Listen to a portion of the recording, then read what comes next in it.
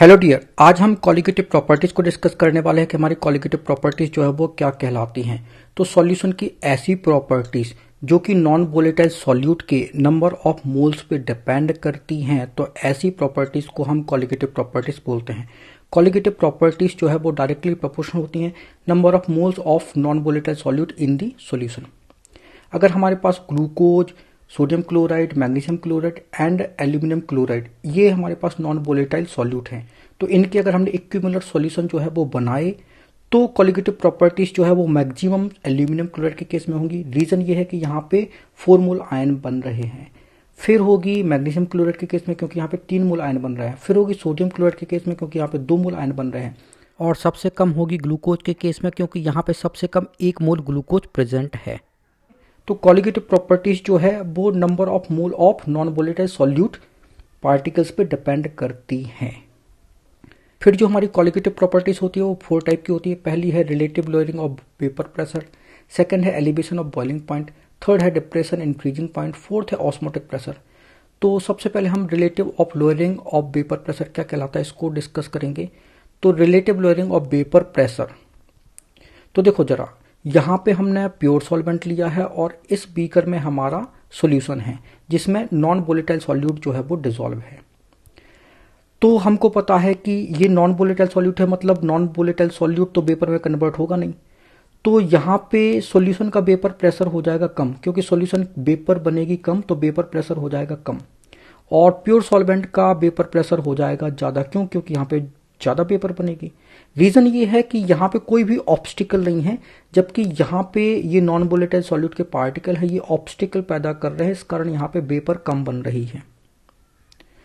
तो vapour pressure में ये जो डिफरेंस है इसको हम लोअरिंग ऑफ वेपर प्रेशर बोलते हैं, मतलब P not a minus P S, ये जो डिफरेंस है इसको हम लोअरिंग ऑफ वेपर प्रेशर बोलेंगे। तो ये हमारा लोअरिंग ऑफ वेपर प्रेशर कहलाता है।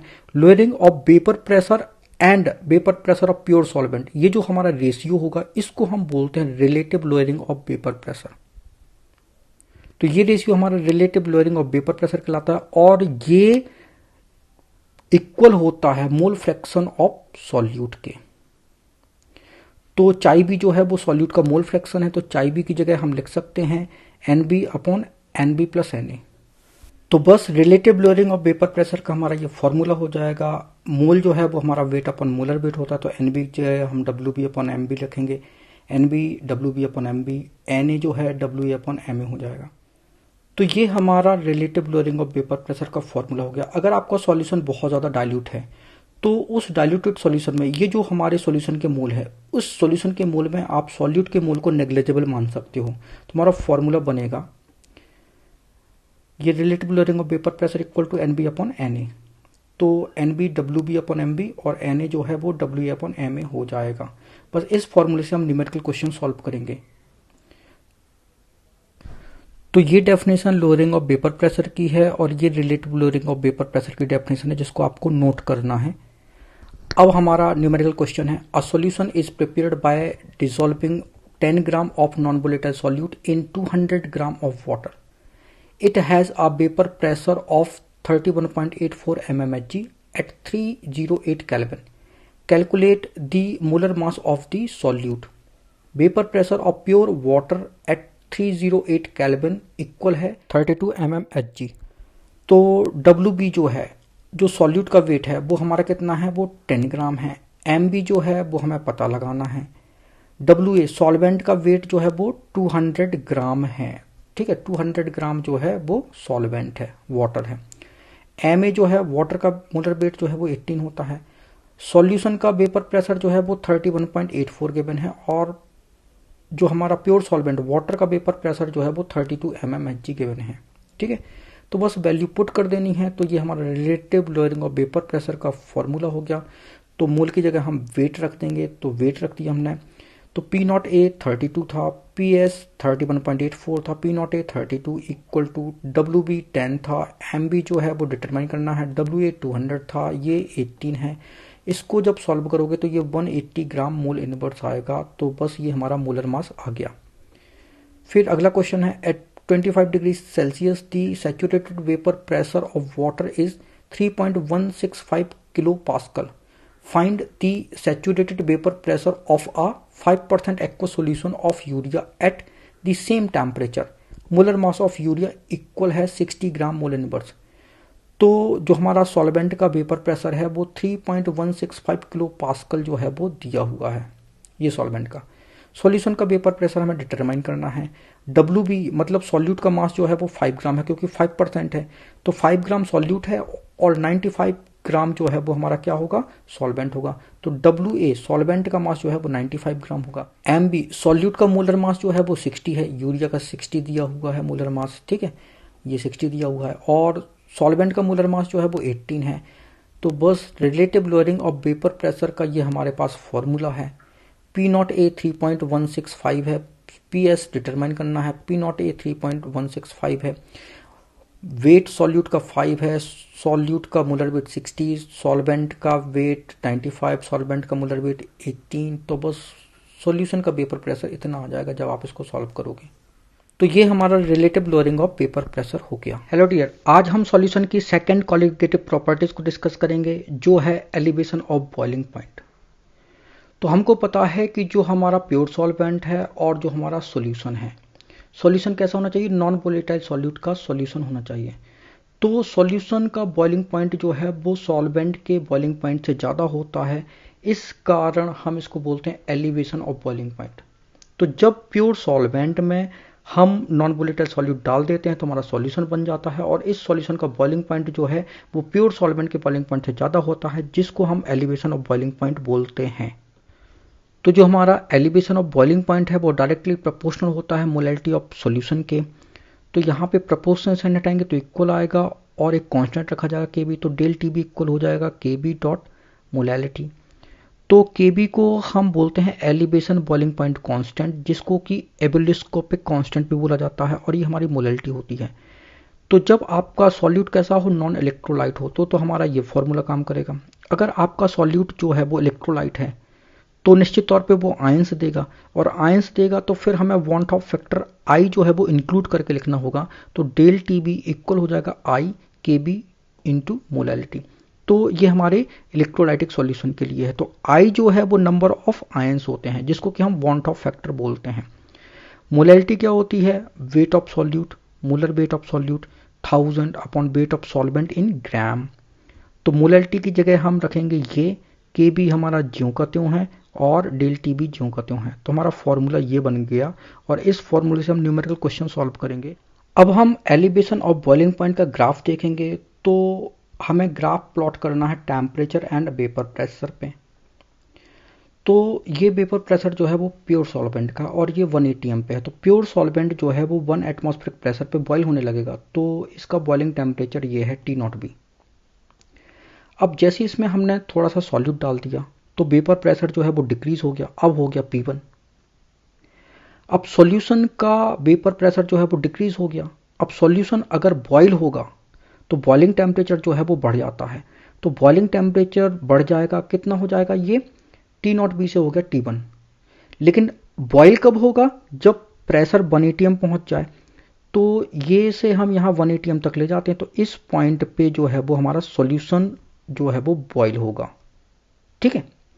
फिर हमने थोड़ा सा और सॉल्यूट डाल दिया तो वेपर प्रेशर और डाउन हो गया, अब वेपर प्रेशर हो गया P2। तो बॉइलिंग टेम्परेचर और बढ़ जाएगा, तो बॉइलिंग टेम्परेचर जो है वो बढ़ गया, हो गया T2। अब ये सॉल्यूशन जो है वो बॉयल होगा जब वेपर प्रेशर हमारा 1 atm पहुंच जाए। तो वेपर प्रेशर 1 atm पहुंचेगा तो इस पॉइंट पे जो है हमारा ये बॉयल होने लगेगा सॉल्यूशन 2, राइट। तो ये जो हमारा डिफरेंस है, ये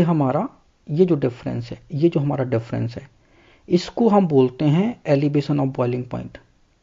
तो इस पॉइंट और इस पॉइंट को हम मिलाएंगे, ठीक है।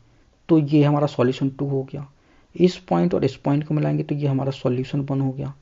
और प्योर सॉल्वेंट का ग्राफ जो है वो इन दोनों की लाइन के पैरेलल आएगा, तो ये पैरेलल लाइन बना दी, तो ये सॉल्वेंट का ग्राफ हो गया। तो ये ग्राफ हो गया हमारा एलिवेशन ऑफ बॉइलिंग पॉइंट का। अब हमारा न्यूमेरिकल क्वेश्चन है। तो हमारा क्वेश्चन 1 है, 18 ग्राम ग्लूकोज जिसका molar mass 180 gram mole inverse है is dissolve in 1 kilogram of water in a saucepan, at what temperature will this solution boil. तो हमें सॉल्यूशन का बॉइलिंग पॉइंट जो है बताना है। के बी फॉर वाटर जो है वो 0.52, केल्विन किलोग्राम मोल इनवर्स हो गया। Boiling point of pure water जो है वो 373.15 केल्विन जो है वो गिवन है।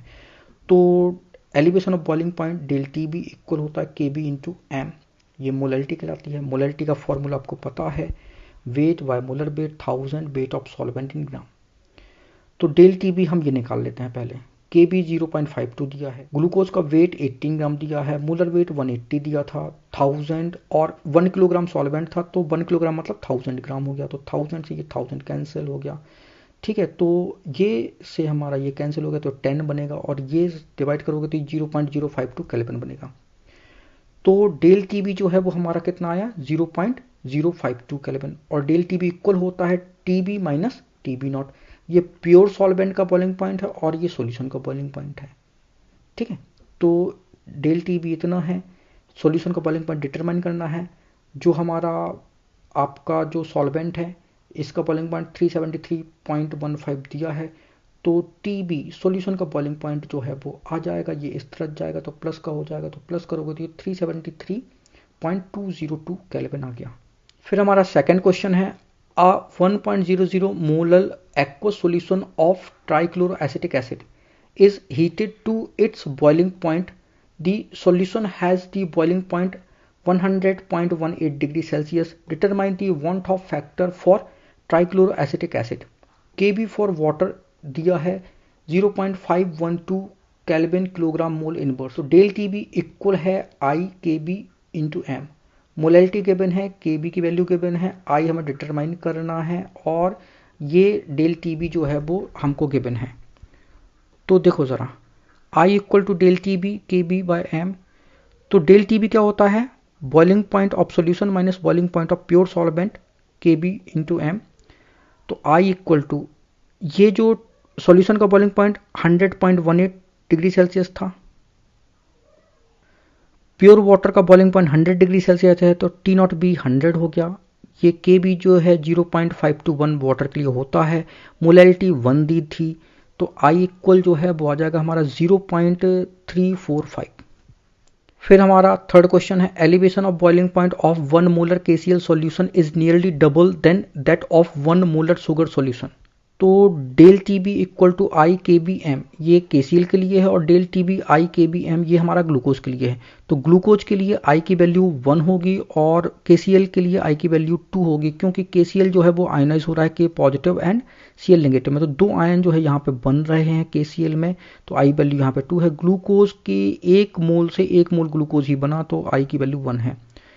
तो बस हम ये केसीएल और ये हमारा शुगर, इसको हम क्या करते हैं, इनको डिवाइड कर देते हैं, तो के बी से के बी कट जाएगा, मोलैलिटी से मोलैलिटी कैंसिल हो जाएगी। ठीक है, तो del T B K C L upon del T B sugar equal to I K C L I sugar.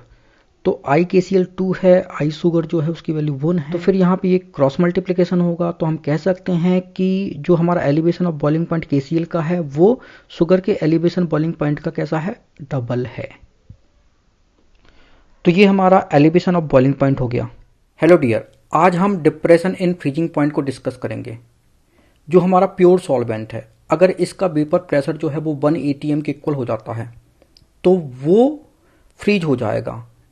तो उस टेम्परेचर को हम इस प्योर सॉल्वेंट का फ्रीजिंग पॉइंट बोलेंगे, इसी को हम मेल्टिंग पॉइंट बोलते हैं। जब इस प्योर सॉल्वेंट में हम सॉल्यूट डाल देते हैं, नॉन वोलेटाइल सॉल्यूट डाल देते हैं, तो सॉल्यूशन का फ्रीजिंग पॉइंट जो है वो प्योर सॉल्वेंट के फ्रीजिंग पॉइंट से कम हो जाता है। ऐसा क्यों होता है? अब चूंकि सॉल्यूशन का फ्रीजिंग पॉइंट जो है वो कम हो गया, इसी को हम बोलते हैं डिप्रेशन इन फ्रीजिंग पॉइंट। तो नॉन वोलेटाइल सॉल्यूट डालने पे फ्रीजिंग पॉइंट कम क्यों हो जाता है? तो रीजन देखो जरा। अब यहां पे ये नॉन वोलेटाइल सॉल्यूट है, अब पार्टिकल वेपर में कन्वर्ट होगा तो ये ऑब्स्टिकल पैदा करेंगे, अवरोध पैदा करेंगे। इस कारण यहां पे वेपर प्रेशर जो है वो 1 atm हो नहीं पाता। अब 1 atm प्रेशर करने के लिए, चूंकि आप लिक्विड को क्या कर रहे हो, लिक्विड को कूल कर रहे हो, तो जब आप इसको कूल करोगे तब आपका वेपर प्रेशर जो है वो 1 atm होगा। कूल करने से वेपर प्रेशर 1 atm होता है। तो जब हमने प्योर सॉल्वेंट को कूल किया तो 0 डिग्री सेल्सियस, वाटर के केस की अगर हम बात करें तो अगर वाटर आपका प्योर सॉल्वेंट है तो 0 डिग्री सेल्सियस पे हमारा वेपर प्रेशर जो है वो 1 atm के इक्वल हो जाता है, और 0 डिग्री सेल्सियस पे वाटर जो है वो फ्रीज हो जाता है। लेकिन जब हमने इसमें शुगर डाल दिया या इसमें हमने जो है यूरिया डाल दिया या इसमें हमने ग्लूकोज डाल दिया या सोडियम क्लोराइड डाल दिया, तो इसका वेपर प्रेशर 0 डिग्री सेल्सियस पे 1 एटीएम नहीं होता। क्यों? क्योंकि ये जो सॉल्यूट पार्टिकल है ये अवरोध पैदा कर रहे हैं, जिस कारण वेपर प्रेशर 1 एटीएम नहीं होता। तो हमको और ज्यादा कूल करना पड़ेगा, और ज्यादा कूल करेंगे तब वेपर प्रेशर 1 एटीएम होगा और फिर ये क्या होगा, ये फ्रीज होगा। तो इसका फ्रीजिंग पॉइंट जो है वो 0 डिग्री सेल्सियस से कम हो जाता है। इसीलिए इस फिनोमेनन को हम बोलते हैं depression in freezing point. Pure solvent की फ्रीजिंग पॉइंट को हम T0F से रिप्रेजेंट करते हैं, सॉल्यूशन के फ्रीजिंग पॉइंट को हम TF से रिप्रेजेंट करते हैं। तो जो हमारा डेल TF होगा, अब फ्रीजिंग पॉइंट किसका जाता है, प्योर सॉल्वेंट का, तो ये T0F, और सॉल्यूशन का फ्रीजिंग पॉइंट कम है तो ये माइनस हो जाएगा TF से। तो ये हमारा डिप्रेशन इन फ्रीजिंग पॉइंट जो है वो कहलाएगा। अब डिप्रेशन इन फ्रीजिंग पॉइंट की हम डेफिनेशन देख लेते हैं। The freezing point of a solution is less than the freezing point of pure solvent. This difference in freezing point is known as depression of freezing point. तो del TF equal to T0F minus TF। जो हमारा depression in freezing point है वो directly proportional होता है molality of solution के। Proportional sign हटाएंगे तो एक कांस्टेंट आएगा जिसको कि हम KF बोलते हैं। KF जो है वो हमारा फ्रीजिंग पॉइंट डिप्रेशन कांस्टेंट कहलाता है। इसी को हम क्रायोस्कोपिक कांस्टेंट भी बोलते हैं। मोलैलिटी जो है वो होता है weight upon molar weight into 1000 upon weight of solvent in gram. तो बस डेल TF इक्वल टू हमारा ये हो जाएगा। तो ये डिप्रेशन इन फ्रीजिंग पॉइंट का फॉर्मूला बन जाएगा। ये ग्राफ हमारा डिप्रेशन इन फ्रीजिंग पॉइंट का है जो कि हमने प्लॉट किया टेम्परेचर वर्सेस वेपर प्रेशर। तो एक्स एक्सेस पे टेम्परेचर है और वाई एक्सेस पे वेपर प्रेशर है। P0 प्रेशर जो है वो प्योर सॉल्वेंट का है, तो इसका जो फ्रीजिंग पॉइंट होगा वो T0F होगा। फिर प्योर सॉल्वेंट पे हमने थोड़ा सा सॉल्यूट डाल दिया तो वेपर प्रेशर डिक्रीज हो गया। कितना हो गया, P1 हो गया। तो मेल्टिंग पॉइंट जिसको कि हम फ्रीजिंग पॉइंट कहते हैं वो भी डिक्रीज हो जाएगा, तो वो T1F ले लिया हमने। फिर हमने थोड़ा सा और सॉल्यूट डाल दिया तो वेपर प्रेशर और कम हो गया जिसको हमने P2 बोला, तो उसका फ्रीजिंग पॉइंट और डिक्रीज हो जाएगा। तो ये हो गया हमारा T2F हो गया। अब ये जो क्रॉस पॉइंट हमने तीनों को मिला दिया, ठीक है। अब देखो जरा, अगर हम बात करते हैं सेकेंड सॉल्यूशन की, तो यहां से यहां तक जाओगे तो ये टेम्परेचर बढ़ रहा है, तो टेम्परेचर बिल्कुल बढ़ रहा है, और फिर ये प्रेशर भी बढ़ रहा है। यहां से यहां जाओगे, क्योंकि ये फ्रीज कब होगा, जब आपका प्रेशर जो है वो 1 ATM के इक्वल हो जाए। तो 1 ATM पे जो सॉल्यूशन है वो हमारा फ्रीज होता है। तो प्रेशर आपको 1 ATM करना है, तो ये प्रेशर जो है इसका बढ़ेगा, तभी ये क्या होगा, ये फ्रीज होगा। तो ये ग्राफ जो है वो हमारा ऐसा जाएगा। सॉल्यूशन 1 का ग्राफ ऐसा होगा और सॉल्वेंट का ऐसा हो जाएगा। तो ये हमारा ग्राफ हो गया डिप्रेशन इन फ्रीजिंग पॉइंट का। फिर हम न्यूमेरिकल क्वेश्चन देखेंगे। तो हमारा क्वेश्चन 1 है, calculate the freezing point of a solution containing 60 gram of glucose, molar mass 180 gram mole inverse in 250 gram of water, KF of water equal to 1.86 kelvin kilogram mole inverse. तो हमें freezing point of solution जो है वो determine करना है, ठीक है। तो ये उसका फॉर्मूला हो गया, ठीक है। तो डेल TF हमको ये डिटरमाइन करना है। KF की वैल्यू 1.86 है, वेट जो है वो 60 ग्राम है, मोलर वेट जो है 180 है, ये 1000 ज्यों का त्यों रखा जाएगा, और वेट ऑफ द सॉल्वेंट जो है वो 250 ग्राम है, तो ये लिखा। तो डेल TF जो है 2.47 केल्विन आ चुका है। तो डेल TF जो है वो इक्वल होगा freezing point of pure solvent minus freezing point of solution. तो 2.47, तो ये डेल TF हो गया। फ्रीजिंग पॉइंट जो है वो हमारे प्योर सॉल्वेंट जो वाटर है उसका होता है 273.15, ठीक है। 0 डिग्री सेल्सियस मतलब 273.15 केल्विन, और TF सॉल्यूशन के लिए निकालना है। तो बस इस TF को हम इधर और 2.47 को इधर भेज देंगे, तो इसको हम माइनस करेंगे तो हमारा आंसर आ जाएगा 270.68 केल्विन। फिर हमारा सेकंड क्वेश्चन है, calculate the freezing point of an aqueous solution containing 10.5 gram of magnesium bromide in 200 gram of water, assuming complete dissociation of magnesium bromide. Molar mass of magnesium bromide equal है 184 gram mole inverse, KF of for water ये equal है 1.84 kelvin kilogram mole inverse. तो weight जो है वो 10.5 ग्राम जो है वो दिया है। W2 सॉल्वेंट का वेट 200 ग्राम है। मोलर मास जो है वो 184 ग्राम मोल इनवर्स दिया है। KF की value 1.84 kelvin kilogram mole inverse है।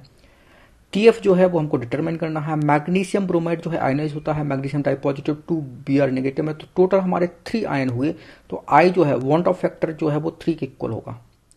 तो ये हमारा फॉर्मूला हो गया, del TF equal to I KF into molality. तो ये फॉर्मूला हम तब यूज करते हैं जब हमारा सॉल्यूट कैसा हो, आयनिक हो। तो del TF equal to I KF और मोलैलिटी की जगह हम ये रखेंगे weight of solute, molar weight of solute 1000 upon weight of solvent. तो डेल TF इक्वल हो जाएगा, I की वैल्यू 3 है, KF 1.84 है, वेट जो है वो 10.5 था, मोलर वेट 184 था, 1000 ज्यों का त्यों, वेट ऑफ सॉल्वेंट 200 था। तो डेल TF इक्वल टू इतना आ जाएगा। डेल TF इक्वल होता है T0F माइनस TF। तो 1.592 इक्वल टू T0F वाटर के लिए फ्रीजिंग पॉइंट होता है 273.15 केल्विन माइनस TF, ये सॉल्यूशन का फ्रीजिंग पॉइंट है। तो ये हम इधर ले जाएंगे और ये इधर आएगा, तो ये माइनस कर दोगे तो ये आएगा 271.408 केल्विन। तो ये हमारा डिप्रेशन इन फ्रीजिंग पॉइंट हो गया। हेलो डियर, आज हम ऑस्मोसिस एंड ऑस्मोटिक प्रेशर को डिस्कस करेंगे कि हमारा ऑस्मोसिस एंड ऑस्मोटिक प्रेशर क्या कहलाता है। तो ऑस्मोसिस के लिए हमको 2 सॉल्यूशन चाहिए होते हैं जिनके कॉन्सेंट्रेशन में डिफरेंस होता है, और एक सेमी परमेबल मेम्ब्रेन चाहिए होती है। जब हम दोनों सॉल्यूशन को एक सेमी परमेबल मेम्ब्रेन के थ्रू सेपरेट कर देते हैं तो हम देखते हैं कि जिस सॉल्यूशन का कॉन्सेंट्रेशन लो था वहां से मॉलिक्यूल जो है वो पेनिट्रेट होके परमेबल मेम्ब्रेन के थ्रू जो है वो हायर कॉन्सेंट्रेशन वाले सॉल्यूशन में जा रहे होते हैं। तो इस प्रोसेस को हम बोलते हैं ऑस्मोसिस। इस प्रोसेस में दोनों सॉल्यूशन के बीच जो हाइड्रोस्टैटिक प्रेशर जो है वो डेवलप हुआ है, उस प्रेशर को हम ऑस्मोटिक प्रेशर जो है वो बोलते हैं। ऑस्मोटिक प्रेशर को हम पाई से रिप्रेजेंट करते हैं और पाई इक्वल होता है CRT। C जो है वो कॉन्सेंट्रेशन ऑफ सॉल्यूशन है जिसको कि हम मोलैरिटी ऑफ सॉल्यूशन कहते हैं। R जो है वो गैस कांस्टेंट और T जो है वो टेम्परेचर है।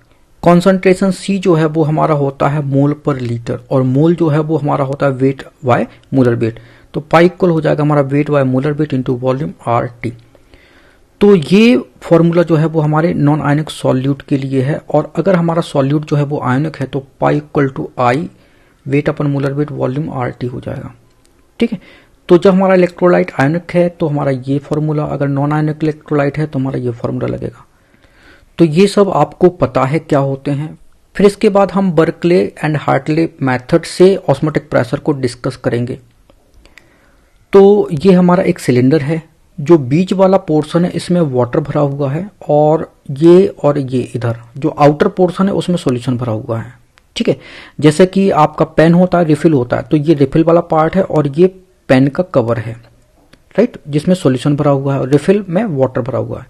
यहां से हम वाटर को इनलेट करते हैं और ये हमारी एक कैपिलरी ट्यूब है, ये वाटर के लेवल को बताती है। तो वाटर का लेवल अभी ये है। इस जगह से हम एक्सटर्नल प्रेशर को अप्लाई करेंगे और ये हमारा प्रेशर गेज है जो कि प्रेशर को मेजर करेगा। ठीक है, और यहां पे हमने ये सेमी परमेबल मेम्ब्रेन जो है वो लगा दी है। तो हमको पता है कि सॉल्यूशन का कॉन्सेंट्रेशन वाटर के कॉन्सेंट्रेशन से कैसा होगा, हाई होगा। तो ये कॉन्सेंट्रेशन लो है, ये कॉन्सेंट्रेशन हाई है।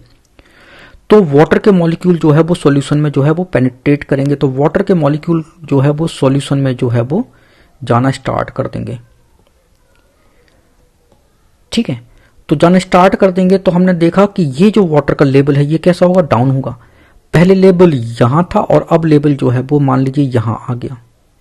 अब वाटर का लेवल जो है वो डाउन हो गया। अब हम चाहते हैं कि वाटर का लेवल जो है वो फिर से यहां पहुंच जाए। तो 2 तरीके से पहुंच सकता है, यहां से पानी और डाल दो तो वाटर का लेवल फिर से पहुंच जाएगा, लेकिन हमको ऐसा करने से कोई फायदा नहीं होगा क्योंकि हम ऐसा करके ऑस्मोसिस प्रोसेस को नहीं समझ सकते। तो हम क्या करते हैं, ये एक्सटर्नल प्रेशर जो है यहाँ पे हम इतना अप्लाई करते हैं, यहाँ पे इतना अप्लाई करते हैं ताकि वाटर लेवल जो है वो हमारा फिर से यहां तक आ जाए।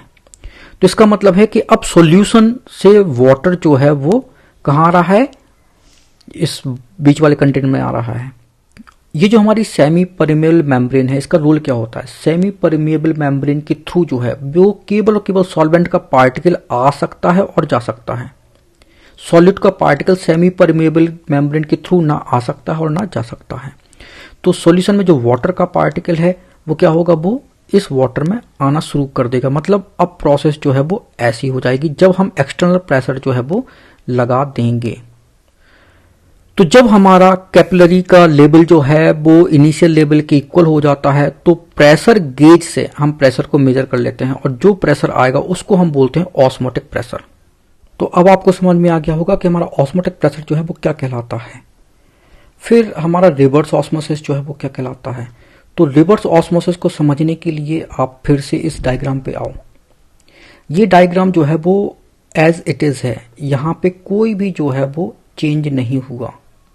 ठीक है, वाटर का लेवल यहां था तो वाटर का लेवल यहीं है। ठीक है, मतलब ये इनिशियल स्टेज में जो है ये हमारा एपरेटस रखा हुआ है।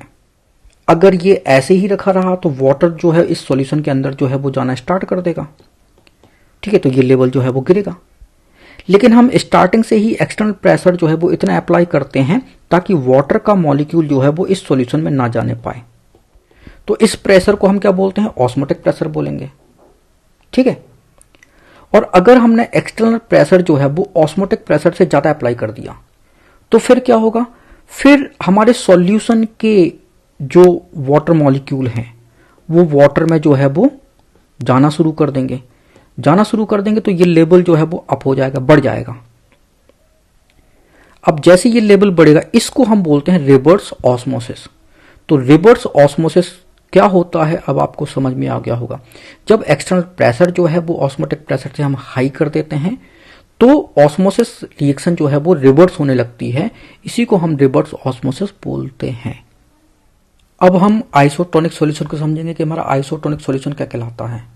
तो देखो हमारे यहाँ पे दो सॉल्यूशन है, एक ये है और एक ये है। इसको हमने सॉल्यूशन ए बोला, इसको हमने सॉल्यूशन बी बोला।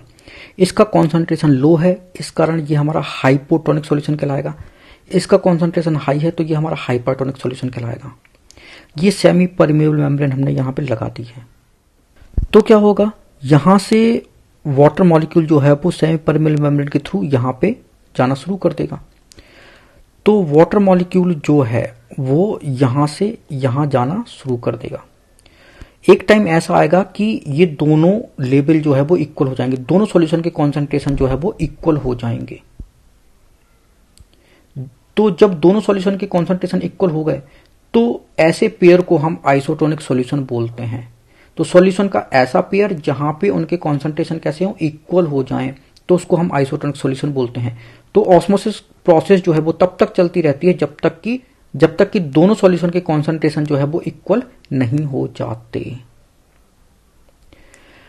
तो ये लेवल हमारा यहां से यहां तक था, अब ये लेवल इक्वल हो गया। तो ये जो पार्ट है इसको हम बोलते हैं ऑस्मोटिक प्रेशर, जिसके कारण ये फिनोमेनन हुआ था।